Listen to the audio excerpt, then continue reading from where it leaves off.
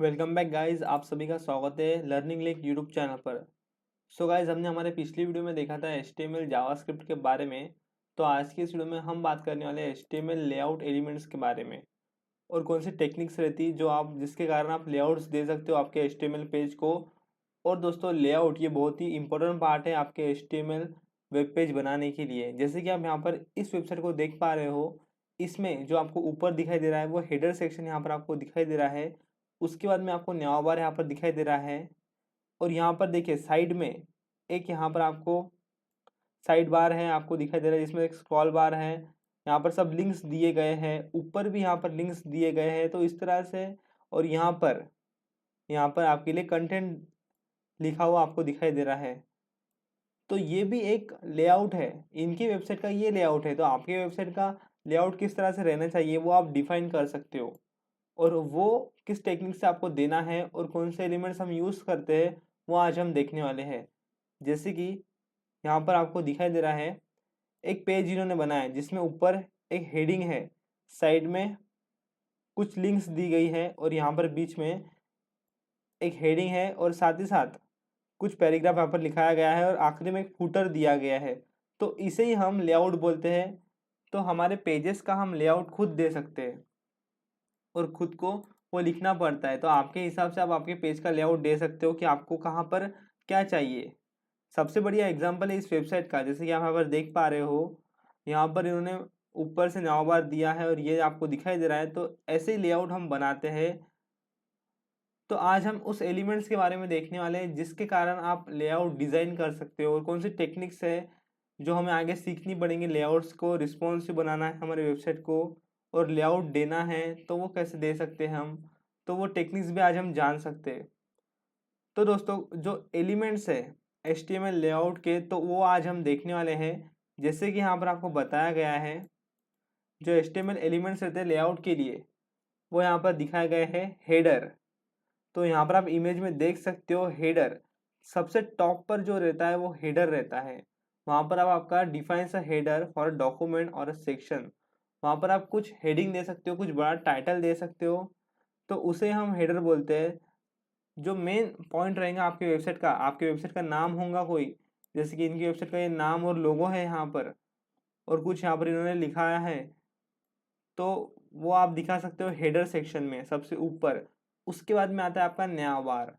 न्याव बार दोस्तों रहता है, ये देखिए यहाँ पर आप देख सकते हो। तो ये न्याव बार है दोस्तों, जिसमें कुछ लिंक्स दिए गए हैं। यहाँ पर ड्रॉप डाउन एरो है, जैसे मैं इस पर क्लिक करूंगा तो ये बॉक्स खुलकर आ जाएगा। तो इस तरह से देखिए यहाँ पर लिंक्स दिए गए हैं, तो इसे हम न्याव बार बोलते हैं। यहाँ पर हम लोगो भी दे सकते हैं, लेकिन हेडर पार्ट में भी हम लोगो दे सकते हैं। तो हमारे HTML में ये सभी एलिमेंट्स को हम यूज़ करते रहते हैं। तो हेडर हो गया, न्याव बार हो गया, इसे हम न्याव बोलते हैं। और एक और आता है न्याव बार, उसे भी हम यूज़ करते हैं। उसके बाद में सेक्शन। सेक्शन ये क्या करता है, आपके डॉक्यूमेंट के लिए सेक्शन डिफाइन करता है।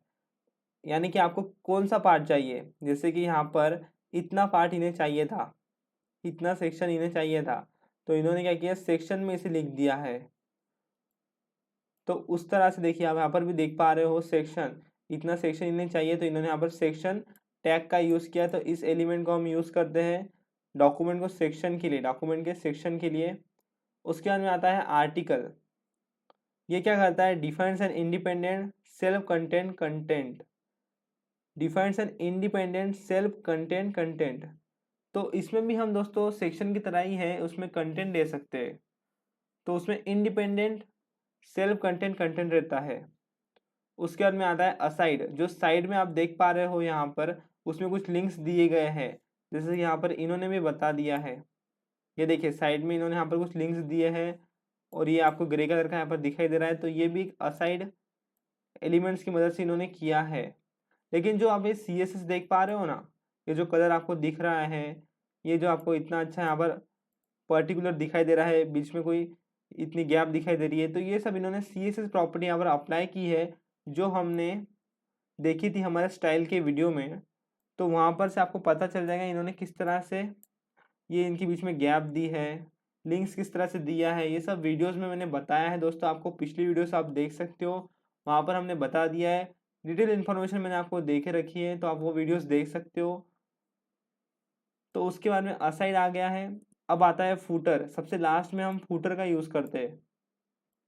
हमारे वेबसाइट का कोई फूटर देना है, जैसे कि आपको देना है ये वेबसाइट हमने क्रिएट की है, आपको आपका लोगो देना है आखिरी में, या फिर आपके सोशल मीडिया के कुछ लिंक्स देना है, तो आप वहाँ पर फूटर में दे सकते हो। जैसे कि इनका फूटर ये है, इन्होंने यहाँ पर लिखा है कॉपीराइट 9990, इस तरह से आप दे सकते हो।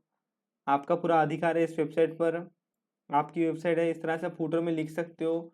तो ऐसी चीज़ों के लिए हम फूटर का यूज़ करते हैं और लास्ट में हम उसे यूज़ करते हैं। और फूटर के लिए यानी कि सबसे लास्ट में कोई भी कंटेंट दिखाना हो तब हम उसे यूज़ करते हैं। उसके बाद में देखिए यहाँ पर आप देख पा रहे हो, हेडर से हमारी स्टार्टिंग हुई थी, लास्ट हुआ फूटर पर। यहाँ पर साइड में कोई कंटेंट चाहिए तो असाइड का यूज़ कर सकते हो आप। सेक्शन, आर्टिकल, इस तरह से हम एलिमेंट्स का यूज़ कर सकते हैं। और साथ ही साथ इन्होंने यहाँ पर डिटेल्स और समरी डिटेल्स, तो ये जो डिटेल्स है, define additional details that does user can open and close on demand. यदि यूज़र को ज़रूरत है तब हम यहाँ पर एडिशनल डिटेल्स के लिए डिटेल्स एलिमेंट का यूज़ करते हैं। Summary defines a heading for the element. जो डिटेल्स रहता है ना, उसका जो हेडिंग रहा उसको हम समरी एलिमेंट से देते हैं। उसका जो हेडिंग रहेगा, जो आप डिटेल्स देने वाले हो एडिशनल, उसका जो हेडिंग रहेगा वो समरी इस एलिमेंट से हम यूज़ करते हैं, इस एलिमेंट से हम उसे देते हैं उसके हेडिंग को। तो दोस्तों ये जो है यहाँ पर आप देख पा रहे हो इतने फुटर तक, ये बहुत ही इंपॉर्टेंट है। हम इसे बहुत बार यूज़ करते हैं हमारे वेब पेजेस में। तो हम क्या करेंगे, हम इनका यूज़ करके देख लेंगे। तो गाइज हम हमारे आ जाएंगे HTML प्रैक्टिस के फोल्डर में और उसे मैं ओपन विथ कोड कर लूँगा। और जैसे ही हमारी फाइल यहाँ पर ओपन हो जाती है, हम वहाँ पर एक नई फाइल बना देंगे जिसका नाम होगा tut18। जैसे कि हमने यहाँ पर पिछली बार भी देखा है। और दोस्तों जो स्टाइल का वीडियो आप हमारे चैनल पर आपको प्लेलिस्ट में मिल जाएगा, उस वीडियो को आप जरूर से देख लीजिए दोस्तों, क्योंकि वो बेसिक है। क्योंकि अभी हमने CSS का ट्यूटोरियल यहाँ पर स्टार्ट नहीं किया है और आगे हम स्टार्ट करने वाले हैं। तो आपको जो बेसिक CSS यहाँ पर पता रहना चाहिए, उसके लिए आपको क्या करना है, वो वीडियो ज़रूर से देख लेना है, क्योंकि उसमें आपको पैडिंग, मार्जिन, इस तरह के सभी जो CSS की प्रॉपर्टीज़ है वो आपको पता चल जाएंगी और वो बहुत ही यूज़फुल है। इसके लिए आप वो वीडियो ज़रूर से देख लीजिए। और मैं कुछ भी यहाँ पर लिखूंगा तो वो आपको पता चल जाएगा, तो उसका आप यूज़ कर सकते हो, उस वीडियो को आप देख सकते हो। और प्लेलिस्ट को एक्सेस ज़रूर से कर लीजिए। तो हम यहाँ पर बॉयलर प्लेट लगा लेंगे और यहाँ पर मैं टाइटल में दे दूँगा लेआउट एलिमेंट्स, HTML के लेआउट एलिमेंट्स। तो दोस्तों सबसे पहले हम यहाँ पर हेडर का यूज़ करेंगे। तो हेडर देखिए, यहाँ पर जैसे मैं हेडर लिखता हूँ तो यहाँ पर हेडर लिख कर आ गया। ये हेडर एलिमेंट्स हम हेडिंग के लिए यूज़ करते हैं। जैसे कि मैं यहाँ पर हेडर दे दूँ HTML लेआउट एलिमेंट, तो ये मैंने हेडर दे दिया है यहाँ पर। उसके बाद में यदि यहाँ पर आप देख पा रहे हो न्याव, इन्होंने न्याव करके एक यूज़ किया है, तो हम न्याव का भी यहाँ पर यूज़ कर लेंगे। न्याव, जैसे मैं न्याव लिखूंगा तो यहाँ पर लिख कर आ जाएगा। उसमें मैं क्या करूँगा, 3 लिंक्स लगा लूँगा। तो मैं यहाँ पर एंकर लिखूंगा, *3 कर दूंगा।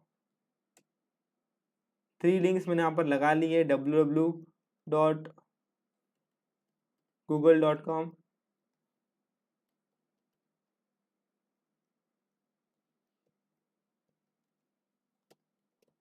तो 3 लिंक्स हम यहाँ पर लगा लेंगे। तो तीनों भी लिंक्स हम सेम ही दे देते हैं ताकि हमारा काम यहाँ पर जल्द से जल्द हो जाए।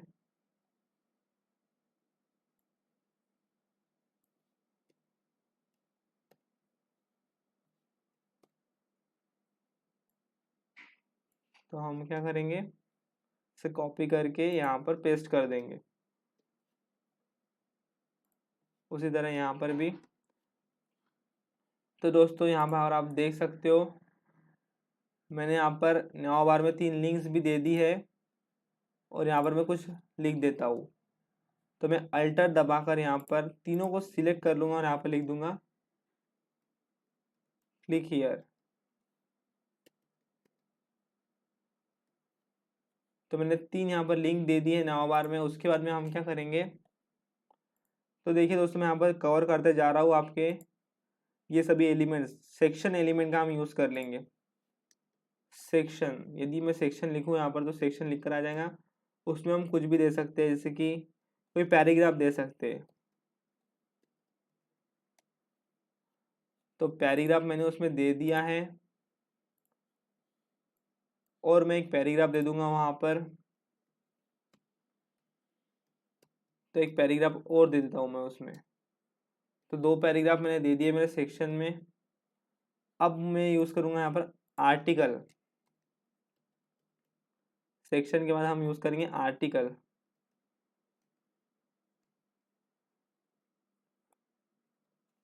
उसमें भी हम कुछ यहाँ पर लिख देंगे। तो उसमें भी मैंने कुछ तो भी लिख दिया है। और उसके बाद में मैं असाइड यूज करूंगा। असाइड, देखिए दोस्तों असाइड यहाँ पर लिख कर आ गया। तो असाइड भी एक एलिमेंट है जो साइड में कंटेंट दिखाने के लिए यूज होता है। तो इसमें भी हम 3 लिंक दे सकते हैं। कोई लिंक्स दे सकते हैं या फिर कुछ भी कंटेंट दे सकते हैं। तो मैं यहाँ पर भी लिंक्स ही दे दूंगा जो हमने पहले बनाई थी। तो देखिए दोस्तों यहाँ पर मैंने लिंक्स दे दिए। और लास्ट में आता है हमारा फूटर। तो फूटर सबसे ज़्यादा ज़रूरी रहता है, लास्ट में हम देते हैं उसे। तो फॉलो अस, इस तरह से आप यहाँ पर कोई पैराग्राफ दे सकते हो। और उस पैराग्राफ के अंदर आप आपके किसी पेज का या फिर फेसबुक पोस्ट का किसी का भी आप लिंक दे सकते हो। जैसे कि यहाँ पर हम लिंक दे देते हैं,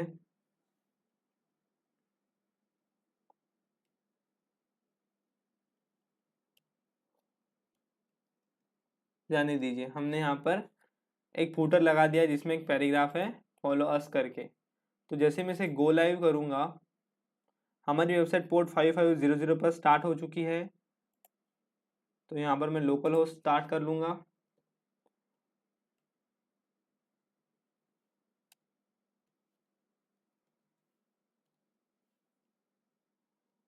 तो हमारे वेबसाइट का नाम था ट्यूट18।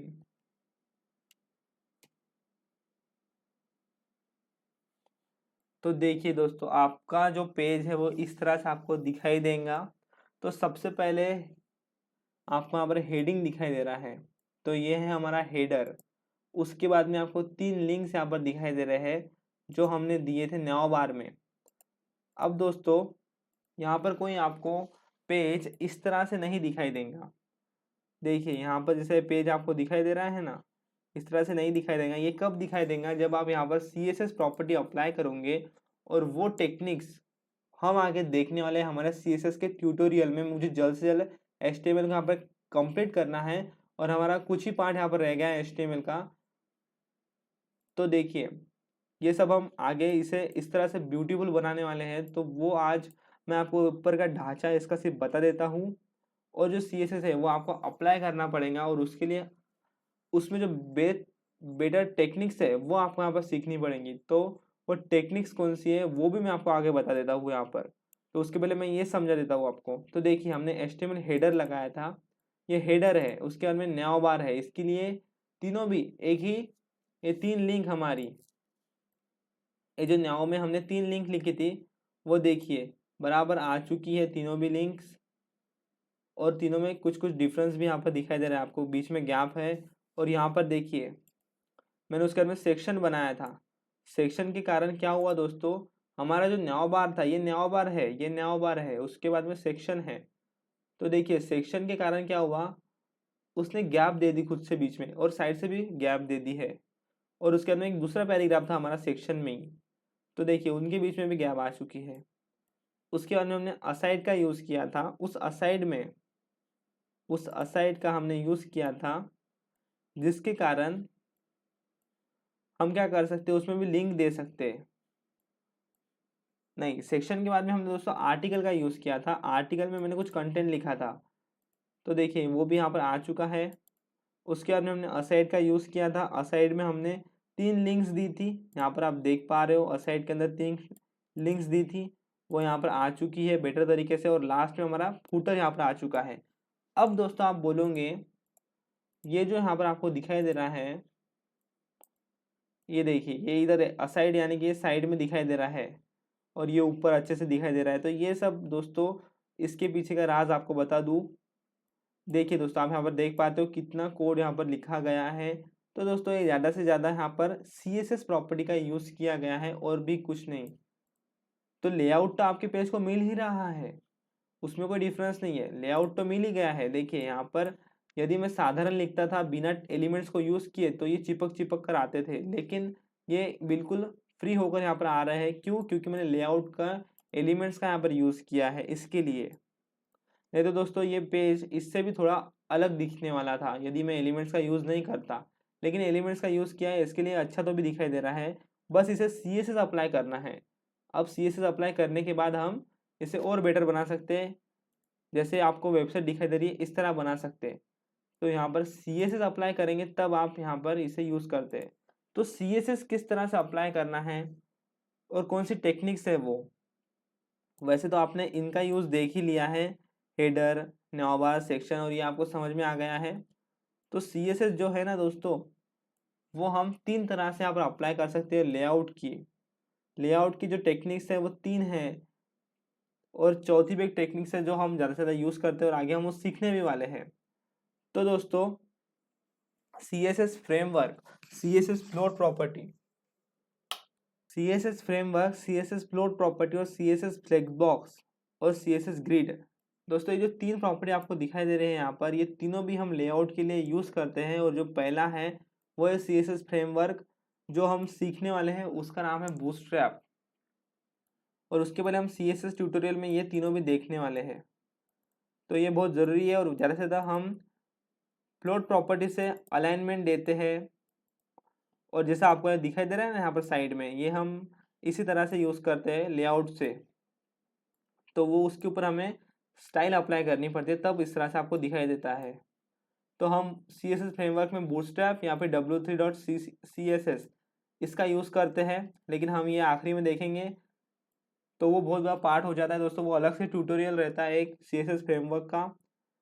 लेकिन हम CSS प्रॉपर्टी का यूज़ करते हैं, CSS float, CSS flex box और ग्रिड। तो तीनों में से कोई भी प्रॉपर्टी आपको अच्छे से आ गई है तो आप लेआउट बेटर बना सकते हो। ज़्यादा से ज़्यादा हम फ्लोट भी यूज़ करते हैं और फ्लेक्स बॉक्स भी, लेकिन हम फ्लोट का यूज़ करेंगे, फ्लेक्स बॉक्स का भी यूज़ करेंगे और ग्रिड का भी। मैं तीनों भी आपको बता दूंगा। तो दोस्तों ये तीनों भी यहाँ पर लेआउट देने के लिए टेक्निक्स यहाँ पर बताई जाती है। तो दोस्तों आप चेक कर सकते हो, तीनों प्रॉपर्टीज़ मैं आपको आगे सिखाने वाला हूँ CSS के ट्यूटोरियल में। और हमारा कुछ ही पार्ट यहाँ पर बचा है, HTML फॉर्म्स के बारे में आगे हम देखेंगे, सेमेंटिक्स टैग्स के बारे में हम देखेंगे। तो दोस्तों ये 3 टेक्निक्स हम यूज़ करते हैं लेआउट प्रोवाइड करने के लिए। और ये एलिमेंट्स, जो एलिमेंट्स हमने आज देखे, ये एलिमेंट्स आपके लिए बहुत ज़रूरी है, आपको पता रहना चाहिए ये एलिमेंट्स, क्योंकि हम आगे भी यूज़ करने वाले हैं और इसके ऊपर ही हमें CSS अप्लाई करना है। तो ये एलिमेंट्स के ऊपर आपको काम करना है, थोड़ा सा इसे आपको यूज़ करके देखना है, क्योंकि इसके ऊपर CSS अप्लाई करना है। तो ये आपको पता ही रहना चाहिए बेसिक। तो दोस्तों आज के लिए इतना ही। आशा करता हूँ वीडियो आपको अच्छा लगा होगा। वीडियो यदि अच्छा लगा तो जल्द से लाइक कर दीजिए, आपके दोस्तों को शेयर करिए, उन्हें भी बताइए ट्यूटोरियल्स के बारे में। और दोस्तों यदि आप चैनल पर नए हो, चैनल को सब्सक्राइब कर दीजिए और इस प्लेलिस्ट को एक्सेस कर लेना जो मैंने यहाँ पर बनाई है वेब डेवलपमेंट के नाम से। उस प्लेलिस्ट को एक्सेस जरूर से कर लीजिए ताकि आपको इसी तरह के और नए वीडियोज़ आप मिलते रहें, और इस प्लेलिस्ट को सेव कर लीजिए। तो मिलते हैं अगले वीडियो में। इस वीडियो को देखने के लिए धन्यवाद।